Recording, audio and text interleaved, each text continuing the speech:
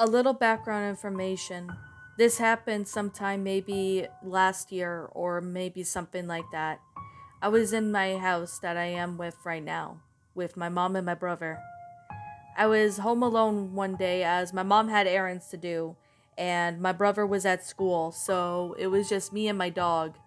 Since I was home alone, I was basically watching YouTube videos and whatnot when I decided to go and have a shower. I decided to go in, have a shower, and then just do whatever I want. As I was taking a shower, though, I ended up hearing some noise. I thought it was my mom coming home, so I called out, "Hey, I'm in the shower!" I shouted as loud as I could. Then all of a sudden, I looked to see that there was a hand silhouette. It seemed to be standing not far from me. I honestly freaked out and opened the curtain, but there was nobody there. So I closed the curtain or shower curtain and showered more. But then I looked to see that the handprint was there again, and this time I screamed when I opened it, but there was no one there. I don't even know why this was the case, but I have a feeling that this was paranormal.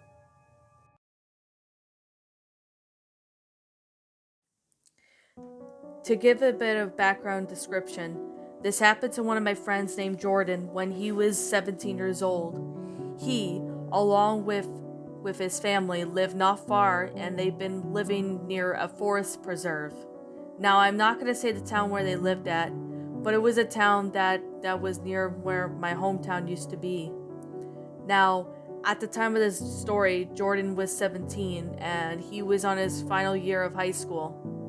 He lived not far from the forest preserve, which, of course, there were trails there where people walk their dogs, hike, or even bike ride there. Since Jordan was home alone that day, he decided to ask his friend Greg if he would like to spend at least have a sleepover there. Now, since Jordan was home alone, Jordan asked his parents if it was alright since he and Greg knew each other since kindergarten. His parents were fine with Greg staying the night over at Jordan's house, but with some rules. One, do not go outside of the house without locking the door without locking it. Two, do not let anybody in the house that they don't know. Three, do not wreck or destroy anything or the house in general, which of course they were good on those rules. Ever since Jordan was basically 12, he had been staying home alone since then, as his sister was 16 at the time. Since his sister had moved out as she had gone to live with some of her friends in a very popular town 2 hours away. So his sister was not present in the story. Jordan, along with his friends, with his friend Greg, were in the house together within a few minutes when Greg came over. Since Greg and Jordan don't live far from each other, it was very common for them to have sleepovers. Once Greg had came over, they decided to explore the woods in the back. They grabbed their flashlights as it was starting to get dark and they only had a very bit of sunlight left. They grabbed their flashlights and they grabbed pocket knives just in case if they came across something, and they went into the forest. Once they were on the path of the forest, they could only see that the only thing illuminating was the moonlight. As they were walking in the forest, they ended up calling out if anyone was there, just to be mess around. Now, there was nobody there, and since they were alone, they ended up looking over to see that there was nobody there but them. Now, they ended up wandering around the forest for a good hour. Since Jordan's parents were out working and wouldn't be back till around after midnight, they had a little bit of time to stay up as long as they want until then. When they were in the forest, they heard someone crunching leaves in the distance. Jordan and Greg perked up and looked around. I think somebody's following us, Craig said. Jordan turned around but couldn't see anybody. Maybe they were just imagining things. Jordan then looked up. About 10 feet or so away was a man wearing a hood and hooded jacket with jeans. He seemed to be having his back turned against them. He seemed about maybe 6 feet tall, and he was looking at another direction. Excuse me, sir, you need help? Jordan asked, but the man seemed to be turning around slowly, and he looked very sickening. Jordan and Greg ended up running back the way they came, and they went back to their house and locked the door. As soon as they locked the door, they ended up locking all the doors and windows that were laid outside, so that way, if the man were to follow them, he wouldn't have a way to get in. They also shut the blinds too, so that way the man doesn't look in the windows either, or at least try to get in. About a couple minutes, it was around midnight, where Jordan and Greg were playing video games, when all of a sudden they heard a knock at the door. Now, were hesitant to answer it, but they thought that maybe the man had followed them, so they stayed quiet for at least a good while. Then the knocking happened again, but this time it was more louder. Now Jordan and Greg were about to get on the phone with the cops if this man did not leave within a few minutes. But eventually the knocking stopped within 5 minutes, and when Jordan looked over and checked everywhere in the house of Greg, they didn't see the man or if he got in. The freakiest thing, though, was that they had no idea how he managed to find them. But after that day, this man had never seen them again, and they had never saw him again in that property that day.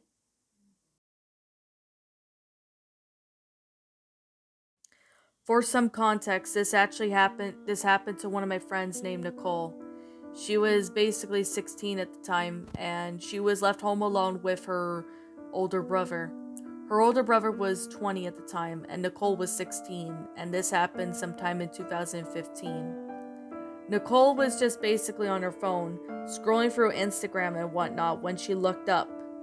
She looked up at what seemed to be the window, and as it was raining, she decided to order pizza. Once she was ordering pizza with her brother paid for the pizza as he works at Walmart and even got his paycheck just recently at the time. So as they were doing their usual thing with the pizza, eating in front of television, Nicole was scrolling through Instagram when she looked up to hear banging coming from a window. Now she looked up and had no idea who it was, so she went over to see if it was someone throwing rocks at them from the front window. But there was nobody throwing rocks at them, so they thought maybe that might have been some animal that might have banged into it by accident, like a bird. Otherwise, it could have been most likely a bug that must have banged through the window glass. Nicole turned her attention back to her phone and pizza and continued to eat it as usual.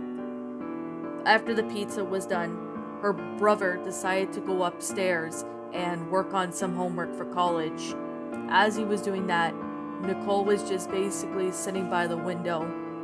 This was at the time when it was raining, so she was looking at the rain. But then all of a sudden she heard a bang again, and Nicole jumped. She obviously had no idea what was happening or what was going on. So Nicole looked over to see that there was nobody at the door. She then decided to go see what it was making the noise. She saw what seemed to be a handprint on the window. It wasn't stained or anything, but there was a mark since her window was foggy and that somebody was definitely there. She called out outside of her window if anyone was out there, but she got no response. She decided that she would call the cops if whatever this thing was wouldn't stop. So she waited a bit and heard more banging with both hands coming from the window. Nicole was nearly startled and got on her phone and called 911. As she was on the phone with the operator, she ended up looking over not far, although she was away from the window, to see that there was somebody staring right at her. It looked like a woman. She looked very deranged and she looked mentally insane. Now, Nicole backed away from the window and doors and started calling the cops. By the time the cops showed up, the woman was already gone and there was no trace of the woman being near the window. Now, Nicole had no idea why this woman was there or what she wanted, but this happened to be very scary for her at the time. She didn't stay home alone for a while until maybe 2 years later, where she gotten over that fear very quickly. Once she got over the fear of paranoia, she always has her windows closed and even the blinds closed when she's home alone. She had no idea what she experienced was something that would forever stick at the back of her mind.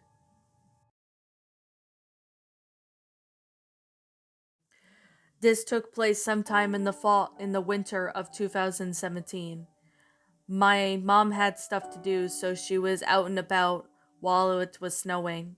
I was home alone with my brother. This was back before me and my family moved. Well, besides my dad, that is. I was home alone with my brother, and I was basically on the computer playing music videos on YouTube, and even playing some online sites.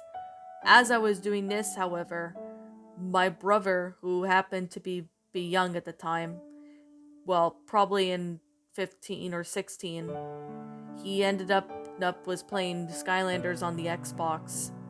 This was before Christmas at the time, so I was just playing on my computer when all of a sudden I decided to go outside when I heard a laugh of a child. I had a feeling that maybe some kid was outside playing around, as in the place where I was living at the time. We did have kids in the neighborhood, and they would always play outside without supervision from adults, like 99.9% of the time. Like, seriously, why doesn't adults take a stand and look after their kids if they don't want to have their kids kidnapped? I looked outside and saw that there was what seemed to be a sled. It was made for kids, so I put on my coat and boots and ended up going outside to see if someone left their sled there. But since it was snowing, I couldn't really see it. I was home alone, so I couldn't really ask my dad or my mom without texting them or calling them about it.